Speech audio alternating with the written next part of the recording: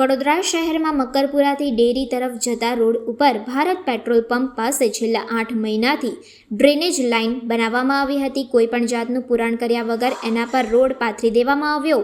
હાલમાં જ એક ટ્રક ફસાઈ ગઈ હતી અને પોતાના ખર્ચે જેસીબી મંગાવી ટો કરી અને બહાર કાઢવામાં આવી હતી. ગઈકાલે એક નાનો ટેમ્પો પણ ત્યાં ફસાઈ ગયો હતો.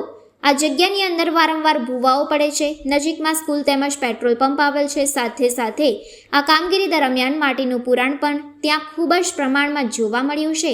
હાલમાં વરસાદ ખૂબ જ પડ્યો હોવાથી ત્યાં કીચડ એટલો બધો છે કે તેનાથી રોગચાળો પણ બહાર આવી શકે તેમ છે.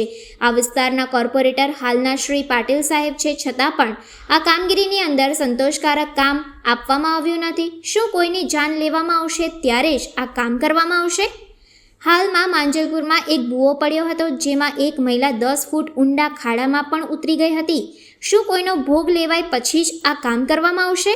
તેવા અનેક સવાલો ઊભા થયા છે. અગાઉ 3 મહિના પહેલાં પણ એક કાર ભૂવામાં પડી ગઈ હતી અને મહિલાનો આબાદ બચાવ થયો હતો.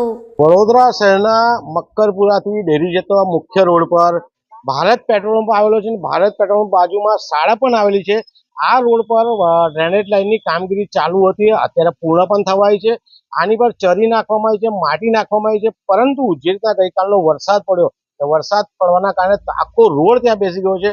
આજે સવારે એક મસ્ત મોટો ટ્રક ફસાઈ ગયો હતો, જેસીબીથી એને બહાર કાઢવામાં આવ્યો. ગઈકાલે એક ટેમ્પો ફસાઈ ગયો હતો. એટલે વડોદરા શહેરમાં જે પણ કોન્ટ્રાક્ટરો કામ કરશે, રોડના હોય, પાણીના હોય, ડ્રેનેજના, એ તમામ કામ જે ચાલી રહ્યા છે એમાં વ્યવસ્થિત પુરાણ ન થવાના કારણે રોડ બેસી જાય છે. તો કોન્ટ્રાક્ટરની બેદરકારી જ્યારે સામે આવતી હોય તો વડોદરા મહાનગરપાલિકાના મ્યુનિસિપલ કમિશનરશ્રી દ્વારા આ તમામ કોન્ટ્રાક્ટર સામે પગલાં લેવામાં આવે અને જેની પણ જવાબદારી બનતી હોય એ જવાબદારી નિભાવવામાં આવે.